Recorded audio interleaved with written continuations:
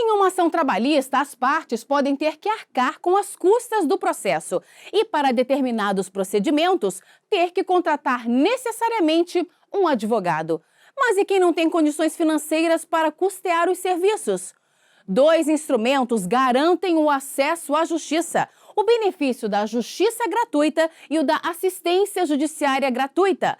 Na nossa reportagem especial de hoje, você vai saber a diferença entre eles e os requisitos para obtê-los. Acompanhe. Foram 5 anos trabalhando como motorista terceirizado, prestando serviço para um órgão público.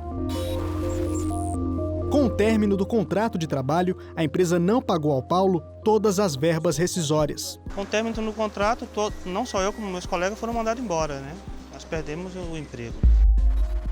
Você fica desamparado, né? Você se sente perdido com essa situação, não sei saber o que fazer, na verdade. O Sindicato dos Rodoviários do Distrito Federal vem acompanhando o caso. Como Paulo está desempregado, o maior receio é em relação aos gastos com o processo trabalhista, incluindo os serviços de advogado. A minha preocupação maior é não pagar as contas, né? E também para poder tentar receber o que me é por direito, né? Ainda pagar para um advogado, né? Que no caso você não teria condição. Eu não teria condição. Ao entrar com uma ação trabalhista, o interessado precisa estar ciente de que pode ter que arcar com as chamadas custas do processo. Estipuladas em 2% do valor da causa, elas são devidas, na maioria dos casos, pela parte perdedora. O parágrafo 1º do artigo 789 da CLT diz que as custas serão pagas pelo vencido após o trânsito em julgado da decisão. No caso de recurso, as custas serão pagas e comprovado o recolhimento dentro do prazo recursal. Além disso, embora haja possibilidade de ingressar com ação trabalhista sem advogado pelo chamado jus postulandi, para determinados procedimentos e recursos, é obrigatória a assistência desse profissional. E o autor da ação, nessas hipóteses, também terá que remunerar o advogado pelos serviços. Como nem todas as pessoas têm condições financeiras para isso, a legislação prevê alguns meios de acesso gratuito à justiça, direito previsto na Constituição Federal. O inciso 34 do artigo 5º da Constituição assegura, independentemente do pagamento de taxas, o direito de petição aos poderes públicos em defesa de direitos ou contra ilegalidade ou abuso de poder. E o inciso 35 afirma que a lei não excluirá da apreciação do Poder Judiciário lesão ou ameaça a direito. No âmbito trabalhista, há 2 institutos que garantem o acesso à justiça àqueles sem recursos financeiros. Um deles é o benefício da justiça gratuita, que pode ser requerido no processo. O juiz pode conceder a gratuidade quanto ao pagamento das custas se ficar comprovado que o interessado recebe salário inferior ao dobro do salário mínimo, ou que os custos poderiam trazer prejuízo ao próprio sustento ou da família.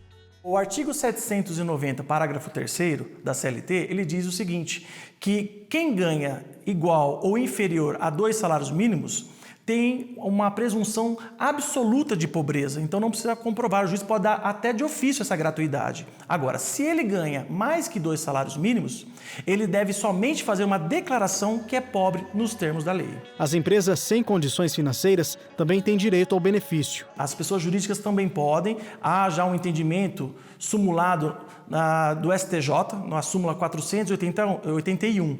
Mas, nesse caso, as pessoas jurídicas elas devem comprovar o estado de necessidade, ou seja, que não estão em condições de custear as custas e despesas do processo. Já a assistência judiciária gratuita inclui os serviços de advogado, que na Justiça do Trabalho devem ser prestados pelo sindicato da categoria profissional a que pertencer o trabalhador e não precisa ser sindicalizado. A assistência judiciária, ela se compõe da gratuidade de justiça e da assistência de um profissional, de um advogado. Então, a assistência judiciária ela é uma assistência jurídica e mais a gratuidade de justiça. Caso o empregado beneficiado pela assistência judiciária gratuita vença a ação trabalhista, os honorários pelos serviços advocatícios deverão ser pagos pelo empregador. Ou seja, uma vez que o empregador ele perde a ação, o empregado ganha a ação, o empregador deve pagar também os honorários do sindicato. E foi conhecendo os requisitos para a gratuidade que o Paulo resolveu ir atrás dos direitos trabalhistas, sem precisar pagar por isso. Eu quero receber os meus direitos. Porque ficar assim Ficar assim no momento não dá. Não dá, no momento fica difícil.